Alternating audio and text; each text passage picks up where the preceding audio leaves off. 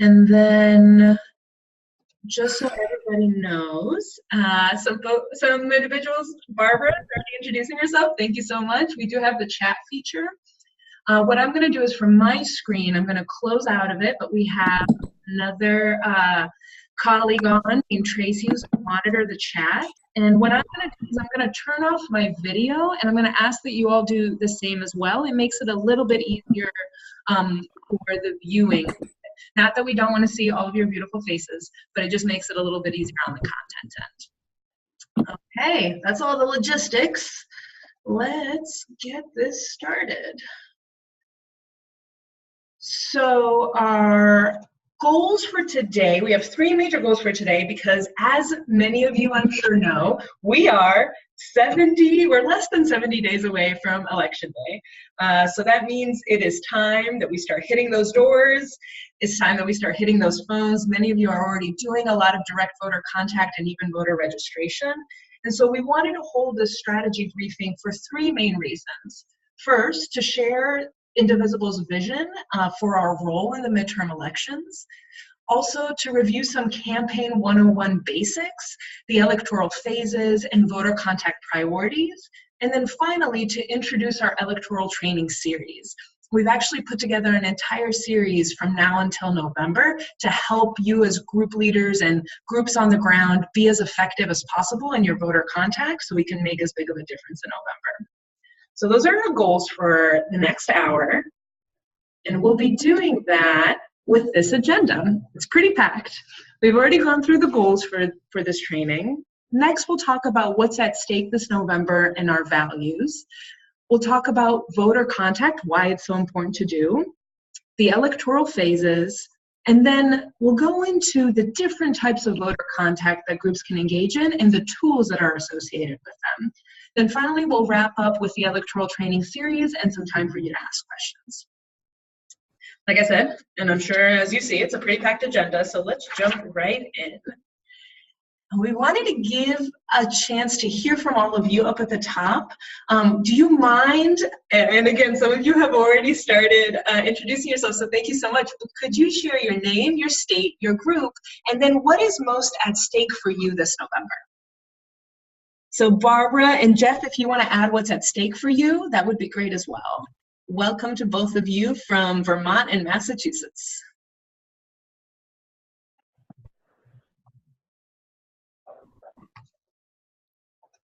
And Teresa, I see your hand.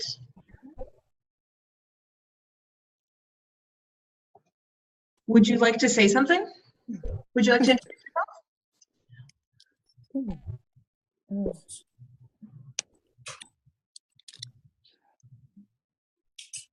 Well, I see you in the chat box. Hello from Ashland, Oregon.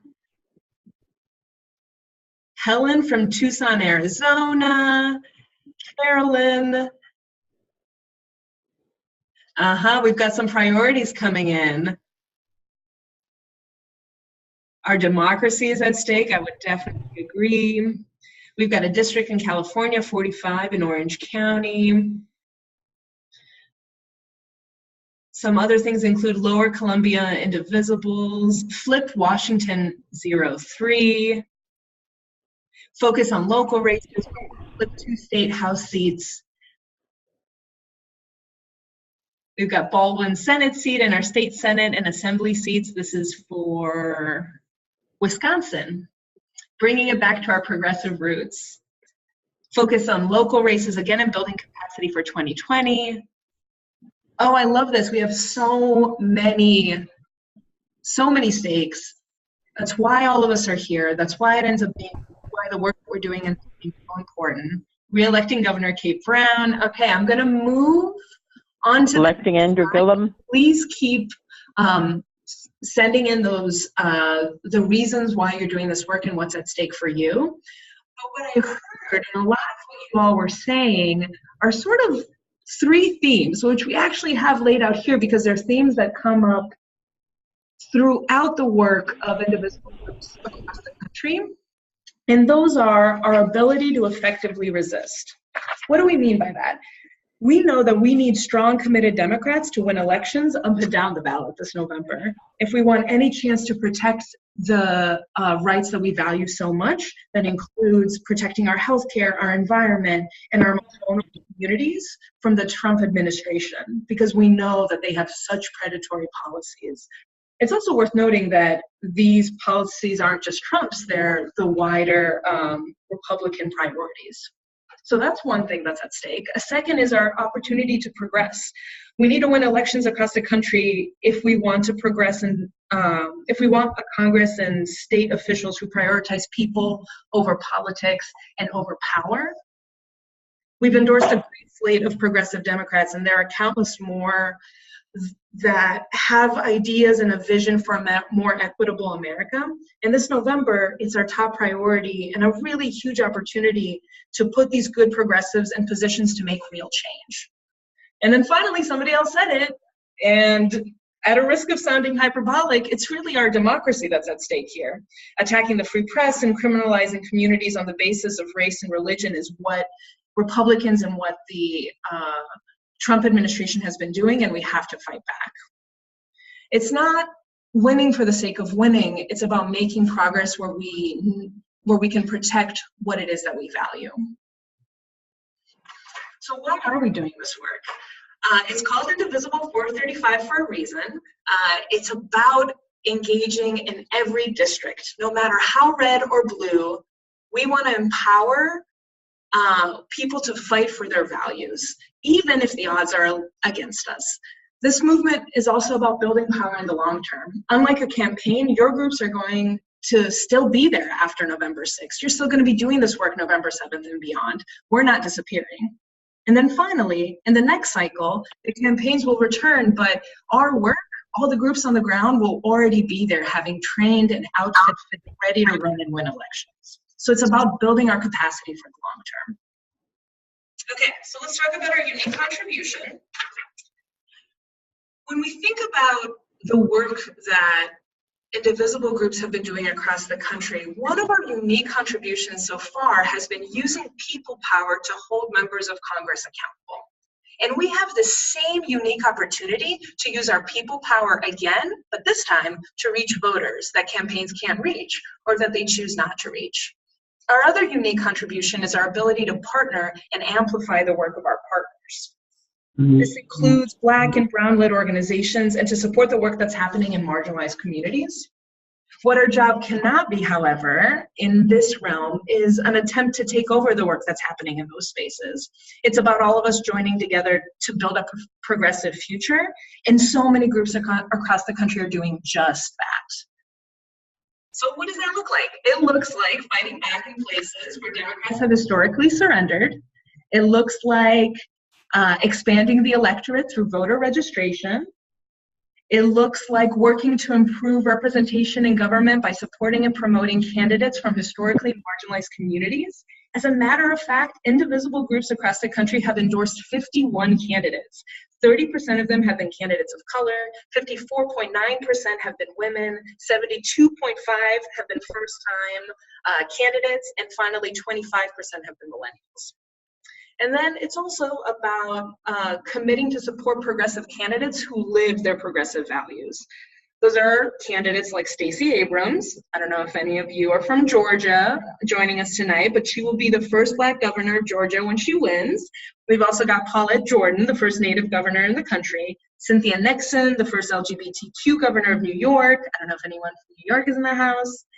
And not to mention Andrew Gillum, who won last night's nomination for Democratic candidate for governor of Florida. I don't know if anybody's on the phone from Florida with us tonight. Yeah. Yeah, did I hear a yes? Yes. Yes. Sister, did you vote for Andrew Gillum? Do what? I was gonna say, were you out knocking doors or making phone calls for Andrew Gillum as well? Absolutely, yes, of course. He's endorsed in Florida. Would you like to tell us a little bit about that experience? Well, our county is predominantly a red county. We're right next to Hillsborough County, which is more blue county, has been purple, but, you know, leans more blue county. And they did some incredible work in Hillsborough County to get him endorsed statewide, Andrew Gillum. And so some people were discouraged because we were right next door, and there were people here from the established Democrat Party who were angry because he didn't come to our county. But I understand why he didn't come to our county. We're more rural than we're the largest growing county in the state, but there are reasons why he didn't come. Of course, we're hoping he comes in the future. But I kept saying to people, every vote that we have, even if our county doesn't carry him, every vote counts in the state. That's less votes for, people who aren't progressive. So I think you could just feel the excitement. We're all very, very committed to, and one of the things I'm excited about is I think Gillum will help people like Bill Nelson, who is not the most exciting candidate for us, just to be honest, among our people here. He's not the most exciting nor progressive county politician, but having Gillum on the ballot, I think will bring voters to Senator Nelson as well, because it just will. So it's exciting. We feel like we can win now, and we have a lot of motivation and excitement, energy now. Thank you so much for sharing. Yeah, I think this race in particular is one that a lot of Indivisible groups are looking at, even in other parts of the country outside of Florida, because it really wasn't an easy race. I mean, you spoke to it a little bit. I mean, there was a lot of hard work that went into getting, helping him win that nomination. And it really speaks to the hard work of Florida groups and the coalition partners that you all worked with to really get him to that nomination. So it's a testament to your work, and so Christina Hanna in Hillsborough, Tampa, Indivisible passed, what do they call it? Action, now I can't remember the total name of their name, but Action Bay, Tampa Bay, Christina Hanna, she really worked hard to get Gillum to come to Tampa, and Bernie Sanders, came to Tampa and Orlando, and once he got Bernie behind him, it was the energy we needed, the recognition that we needed. But the truth is, people are ready for progressive candidates. They just are, That's right, and that's what we believe across the board. Okay, I'm going to move on to the next slide. Thank you so much for sharing. Absolutely. All right, so there is so much to do, and there is so much at stake. How do we actually do all of this in the 2018 cycle? That's the question at hand that I think a lot of us are pondering, and we have some ideas tonight. Let's start with some basics. What is the percentage that we need to win an election?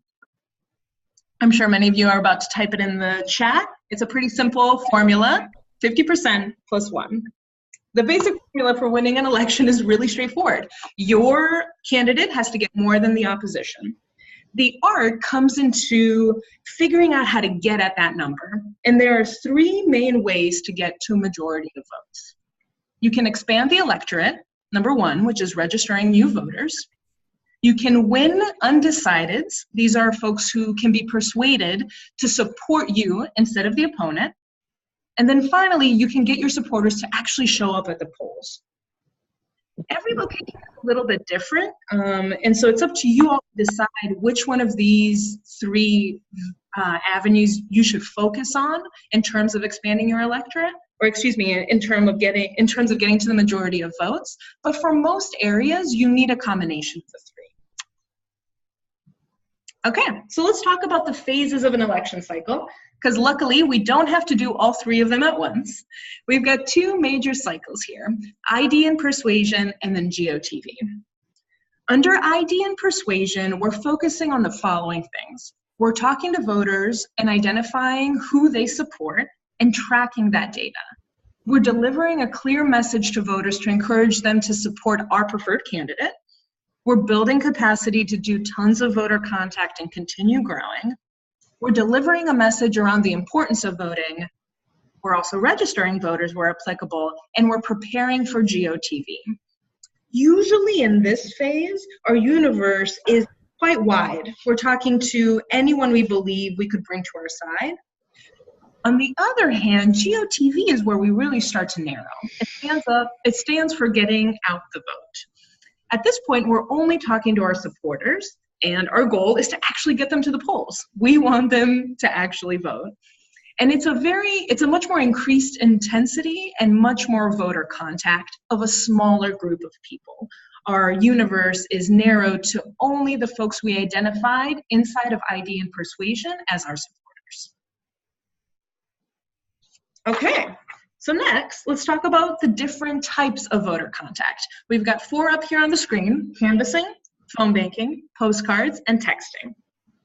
Now, years of research and experience tells us that the best way is talking directly to voters is our greatest tool.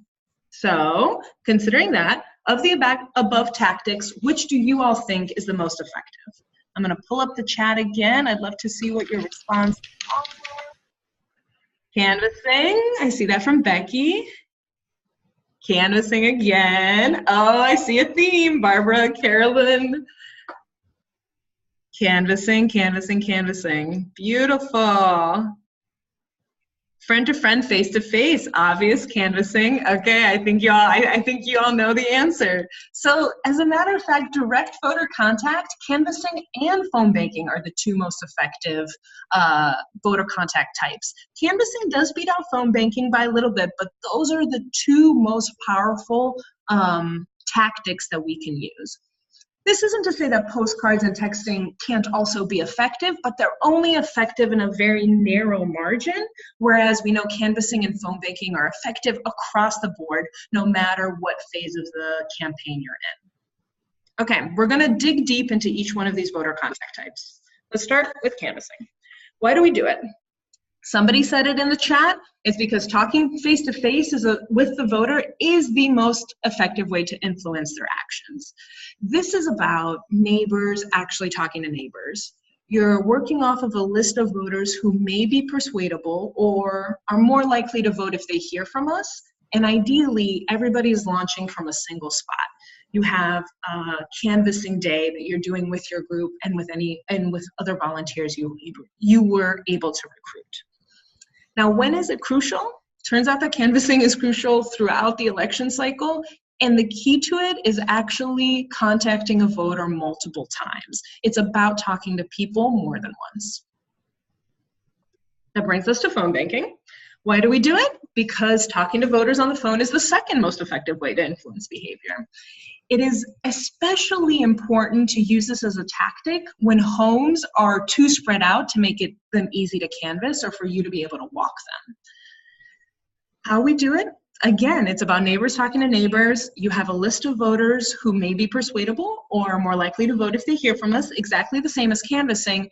And similarly, it is ideal to phone bank in a group. It builds up momentum, and it's about doing it together so that you can see the effect you're having, and you can also learn from one another in terms of those best practices. Again, just like canvassing, it's crucial throughout the election. But we definitely emphasize, or we would definitely suggest that you prioritize areas that are too spread out to walk. Okay, postcards are next. Postcards can be effective, like I said before, but in a narrow scope. So this is the scope of when it's best to use postcards. Following conversations with a postcard adds a personal touch that can be effective in influencing behavior, or postcards can be effective directly before election day. Getting a postcard reminding you to vote can increase a voter's likelihood to turn out. So how do we do it? Once a connection has been made through a phone call or a conversation at the door, you can follow up with a handwritten note that conveys the same message as that conversation. Or again, when is it crucial? Right after that conversation or right before election day. Let's talk about texting next. So texting through platforms like Hustle can help us contact voters quickly and at scale. This is a particularly good tactic for reaching voters we might miss through canvassing or landline phone banking. The power of texting is that it has a large scope, but it is not a very in-depth conversation. But the way that we do it is that volunteers sign up to text through Indivisible National. And then as a volunteer, you're given assignments to text voters in a specific geographic area. It's mostly crucial to use for very focused events like RSVP for a canvas or getting out the vote before election day. But like I said before, it doesn't allow for those in-depth conversations. Okay. So let's have a discussion. What types of voter contact has your group done or is getting ready to do? Oh, and I'm also opening up the chat box again. I see Bill's comment about canvassing is more effective, but much more labor intensive. It's very true. Other means of voter contact can be done with money and just a few people. It's still the most powerful though, that canvassing, even though it's so labor intensive. Let's see, Lynn, we've got a question. How about using postcard parties to introduce people to campaigns and get them interested in phone banking and canvassing? Lynn, this is a really great question. I'm actually going to take a moment to address it now. We can also take more questions at the end. Here's the thing about postcards.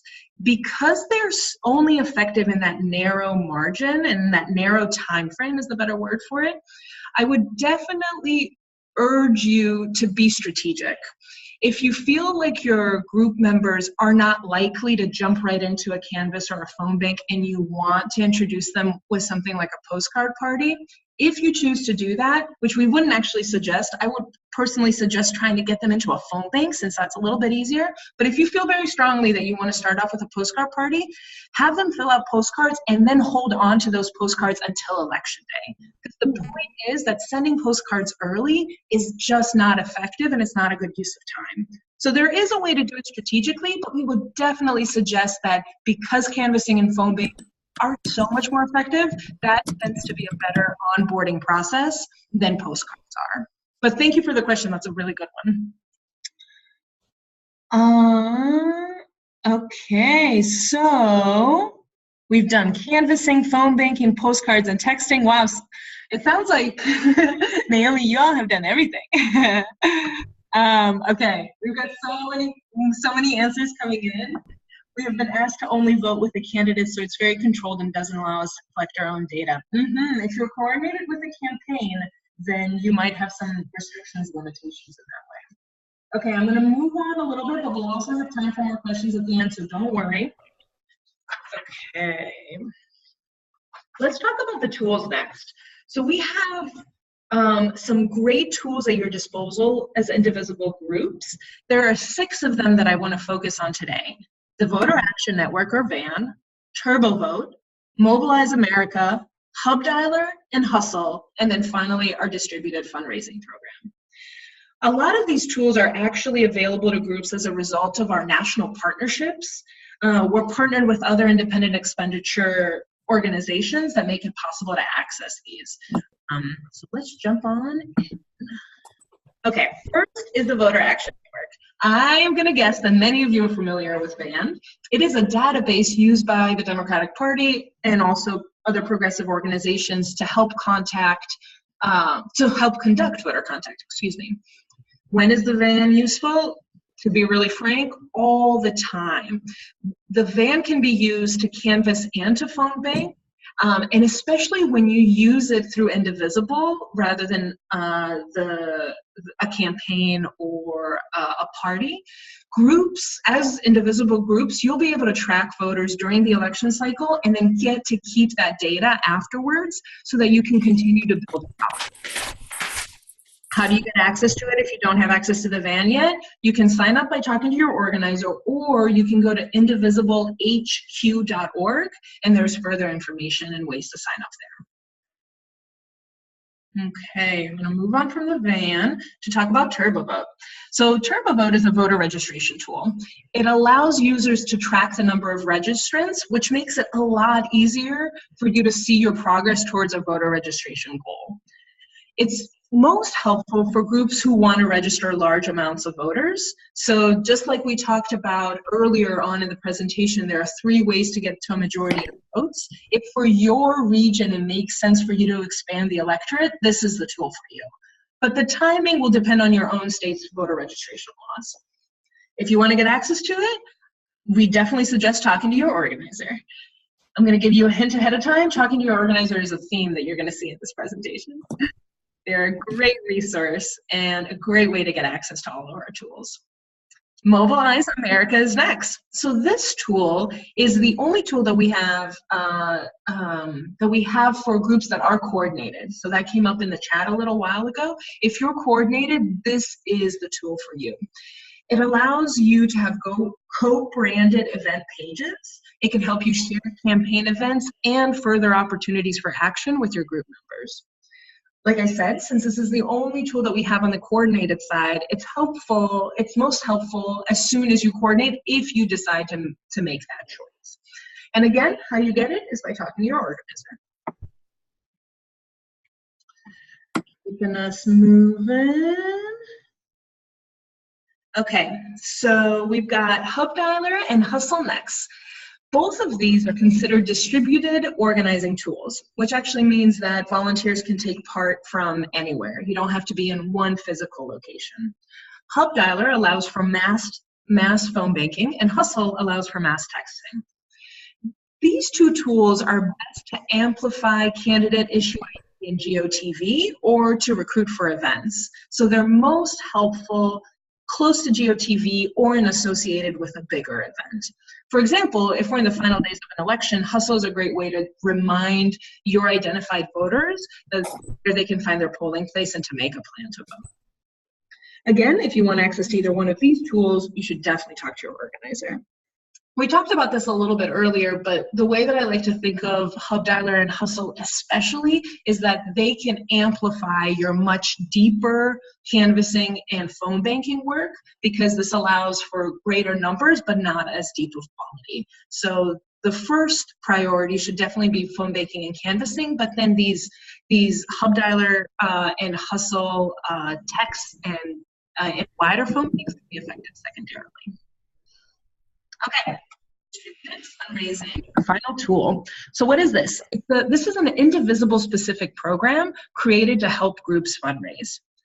It's helpful for any group wanting support in fundraising. Through the program, you actually get an ActBlue fundraising page, fundraising guidance, a debit card to spend your funds, access to your donors, and assistance with legal compliance reporting, which is something that we hear from groups a lot that can be a little bit confusing and a little overwhelming to tackle.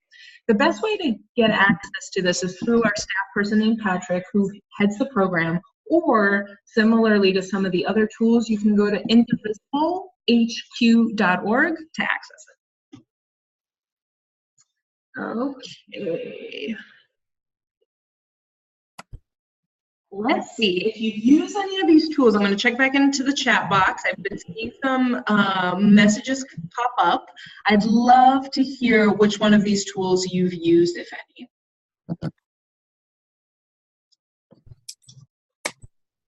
I hear from Sharon that you're the organizer. You are the organizer. We are all organizers. But there's also a staff person from Indivisible National who can help you get access to these tools. From Larry, the van is challenging to use, but once you get the hang of it, it's amazing. I completely agree, Larry. There is a little bit of a learning curve. I think that's right. The best way to learn it is to start using it, but as soon as you get used to it, oh, I agree with you. It's such a powerful tool. Linda, we're working on the coordinated side, so I haven't used any tools. Would be interested in the tool that you can use, so that would be Mobilize America. Okay, joined Hustle today. Welcome to the Hustle team, Becky. And then from Naomi, we use Dan. What does Mobilize America do? I'll bring us back to that slide very quickly, and then we can move on. Mobilize America, unfortunately, it looks like, here we go. Mobilize America was right here, and the big work that it does is it allows you to work with the campaign and share the campaign events with your group members in a much easier way. We can talk about it further in the questions as well. Okay, let's talk about the electoral training series. Now that we've gone through all the tools, what we're doing is we're creating a series of trainings on strategies and skills crucial to your electoral work. We're doing them in person in small groups, but we're also doing them through national webinars just like this one. From now until Election Day, we're going to be holding a webinar every Wednesday at 8 p.m. on different topics that deal with this electoral work. We're still developing the full timeline for what topic is going to be covered. But we have the next 3 identified. If you want to join us next week, we'll be talking about hosting a voter contact event. This is an encore presentation that we'll be having our second weekend of action on September 8th and 9th. Then on September 12th, we've got group development and volunteer recruitment. And then on the 19th, we're having a session on creating a voter contact plan and schedule. You can go and check out training.indivisible435.org to sign up for all of these trainings, to access supplemental materials related with them, and to also see the videos of any trainings that you might miss. But we definitely suggest joining us for as many as you can and getting your other group members to join as well. All right, folks, next we've got a request, and that is we request from all of you that you work with your organizer. The Indivisible staff are here to help, and there is an amazing organizing team spread out across the country whose literal job is to work with you and maximize your effectiveness on the ground, maximize your voter contact efforts, maximize your power building ability, and also maximize getting to your goals, thinking through how you can be strategic in the goals that you've set and for the things that are at stake that we all identified at the top of this webinar. If you're already working with an organizer, that's great. We do have a request even for you, which is to make sure to update them on your plans. Part of the reason for doing this is because for our movement to succeed, we have to learn from one another, and that really takes somebody being able to see the big picture of all of our individual work. And so as we start hunkering down into so many of our different voter contact plans and field plans, it's very important to connect back with your organizer so that the organizer can share some of the best practices learned and can see the effect that we're having as a movement. Don't worry, I know I saw in the chat box, and a few more comments may have come in, that some of you don't know who your organizer is. We're going to be sending you a list of the organizers to contact, and so you'll have a chance to connect with your organizer.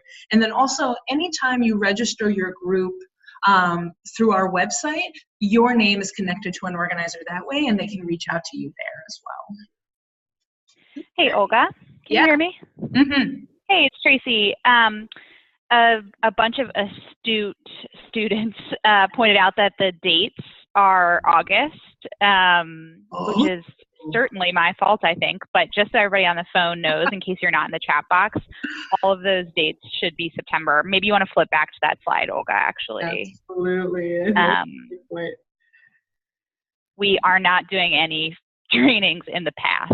Haven't yet mastered that. So yeah, that's September 5th, September 12th, and September 19th. Thank you for that. Yeah, thank you for pointing that out. We will definitely edit that before we send these slides out to everybody, although we will be sharing all this content with all of you. So look out for that email as well.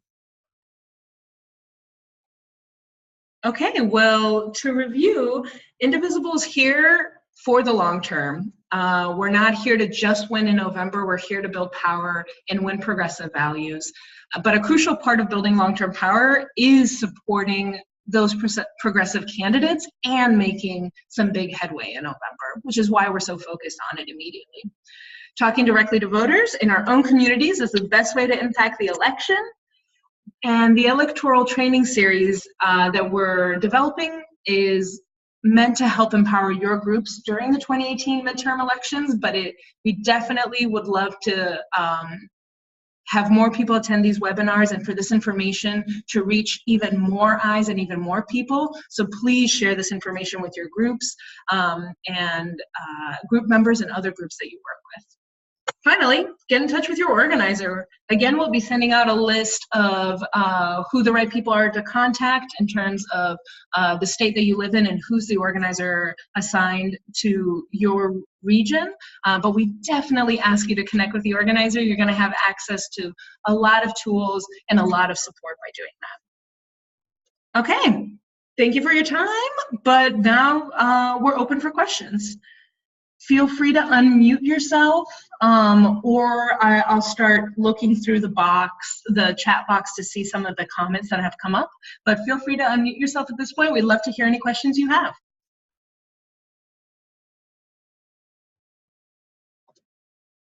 Okay. Tracy made the great point that getting in touch with your organizer is a great way to plan for situations that are very specific to your state. So just like Washington State is about voting by mail, you're going to be able to make a great plan with your organizer through that. Okay, and is it that we've answered? It looks like, Tracy, you've been hard at work answering questions.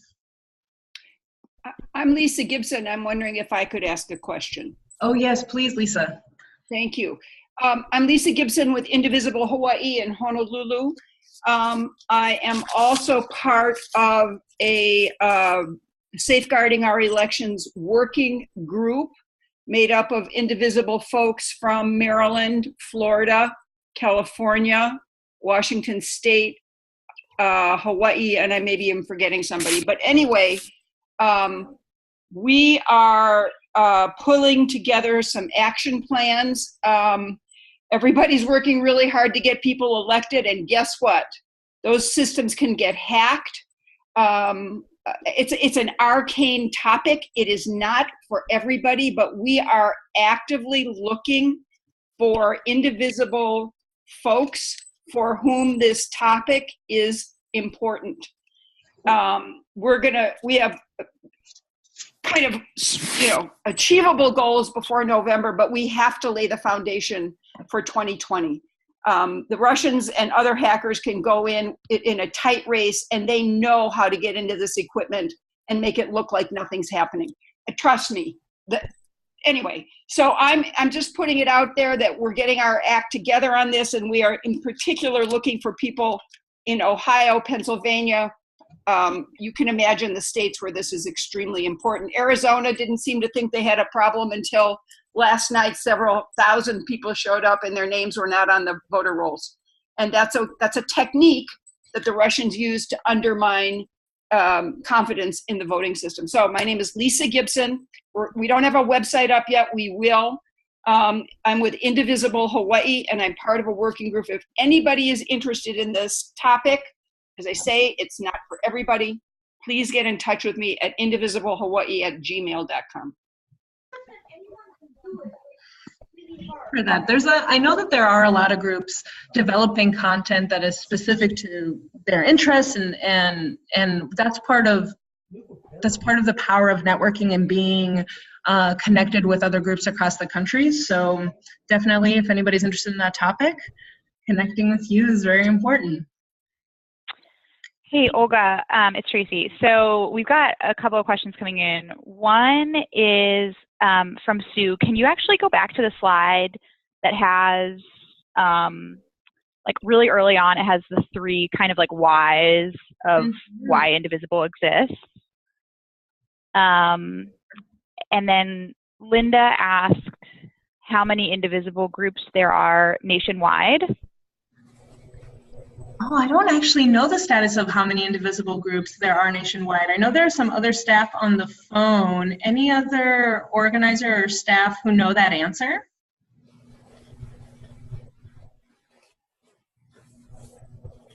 Hey, so this is Andrew.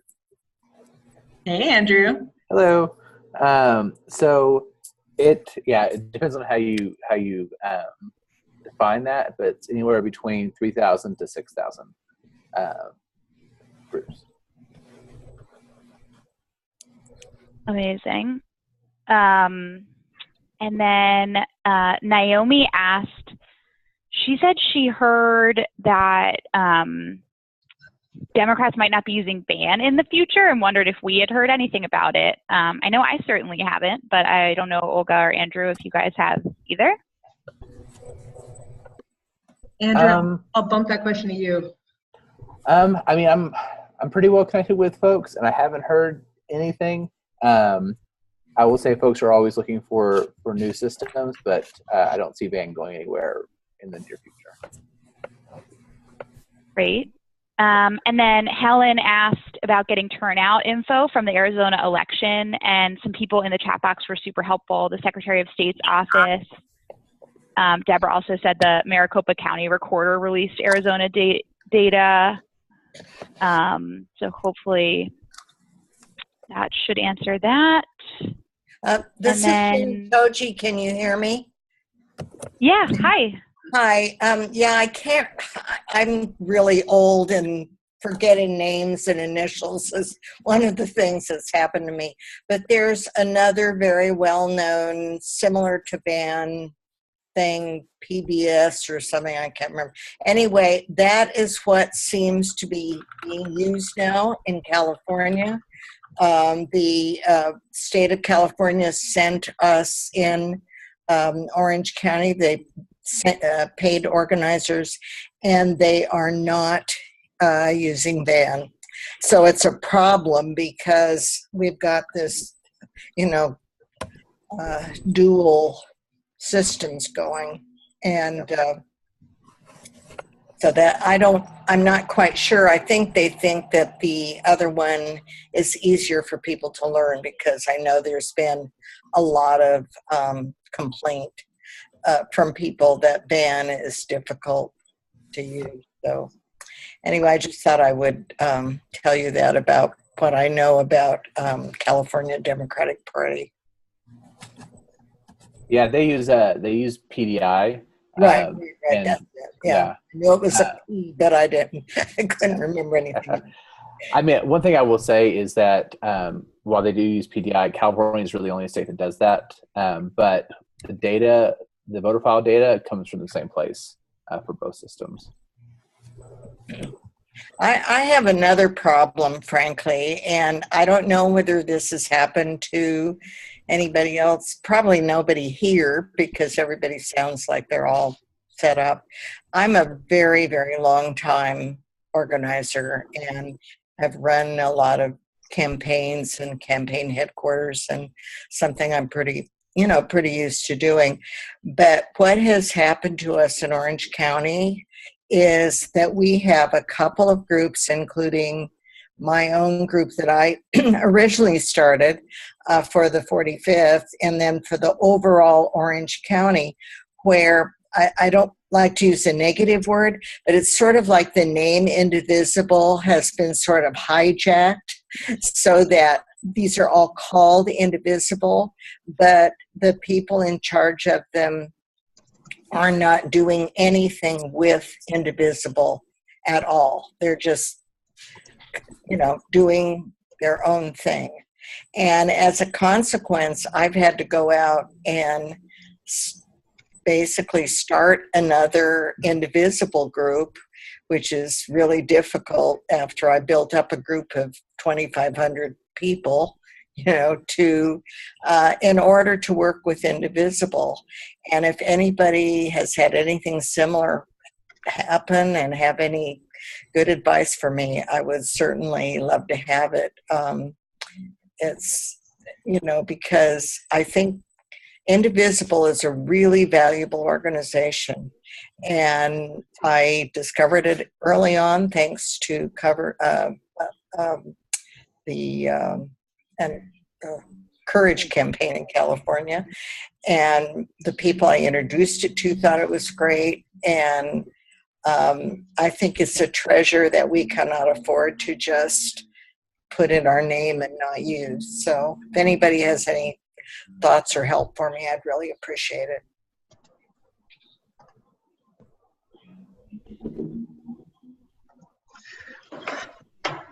That's an excellent point. I think, I don't know if folks on the phone have any advice, but I would definitely say that, as we all work together on this bigger landscape, it can be really challenging as things change, as our groups change, and also as the priorities of what we're trying to accomplish shift over time.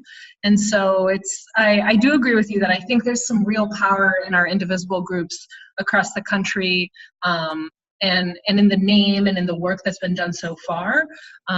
But there will be some challenges that come up along the way for sure. And so if you're grappling with a decision like that, it's a big one, it sounds like.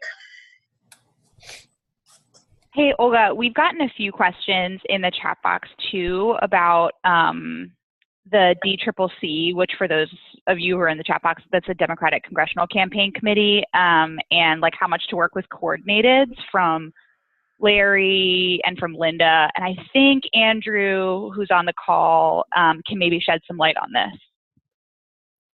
Yeah, definitely. So there's two ways you can participate in campaigns. There's the coordinated side, and then there's the independent expenditure side. The coordinated side allows you to work with candidates directly. The independent expenditure side, you don't work with candidates. So for this 2018 election cycle, Indivisible is on the independent expenditure side, which means that we cannot coordinate with candidates. The thing about the DCCC, I'm getting to that, Linda, is that the DCCC does coordinate with candidates. It does have an IE side, but for the most part, the DCCC is coordinated. So if you work directly with the DCCC, you'll most likely work directly with a candidate. That's just how they work. They don't actually have organizers themselves. They kind of staff up for the campaigns. So it would depend on the situation, but my gut feeling is that for most of the situations, working directly with the DCCC would mean working directly with a candidate, which would put you on the coordinated side.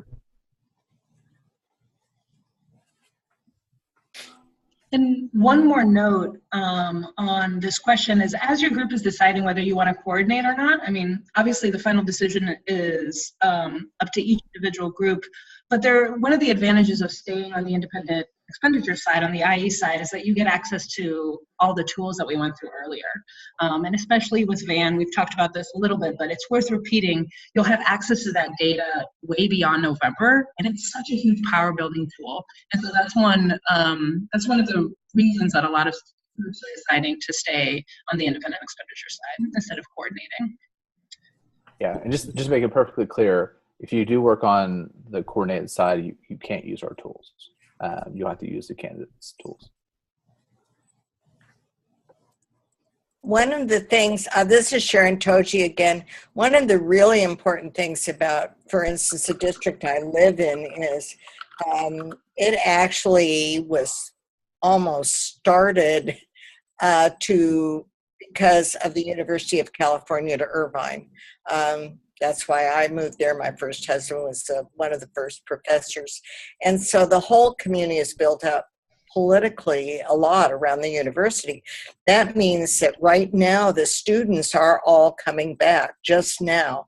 And one of the things I'm going to do is a voter training for voter registration, because we need to go out and register all of those people who are not registered and get them to understand how important it is for them to participate, in voting if they're not already registered at home and able to get absentee ballots. But what we are finding more and more is that these students are not interested in registering in a party.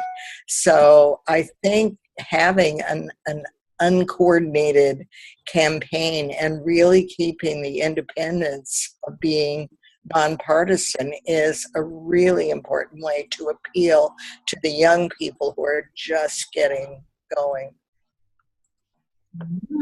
What an interesting point, Sharon. I think that's a great decision to focus on voter registration. And I think a second part of that tactic can be as you're, even without coordinating, it's about that voter education and talking about the candidates, not as they connect to a party, but as they connect to the values and the platform and what their focus is. And so I think that's a great way to reach voters who don't feel a strong affiliation to Democrats and the Democratic Party. So how great that your group is thinking through all of that.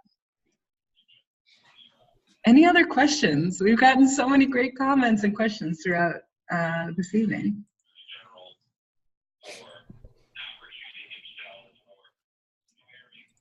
Yeah, it looks like we've got one more. I know we probably don't want to wade too deep into coordination stuff, but we've got one more question about, are there levels of, from GOD, are there levels of coordinating? We want to coordinate for rides to the polls.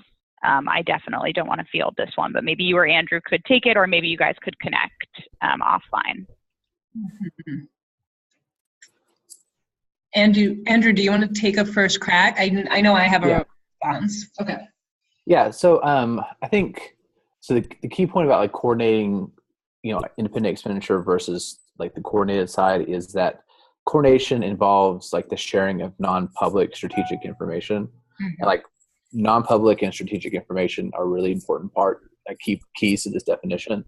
So like sharing band data, that's not public strategic information. But like if the candidate is like having a public ride to the polls program and folks want to volunteer for that, like that's not coordinating because it's public. So it really depends on like how the ride to the polls program is working. But yeah, that's definitely connect offline because that situation, it really depends on the specifics of what's going on. Mm-hmm.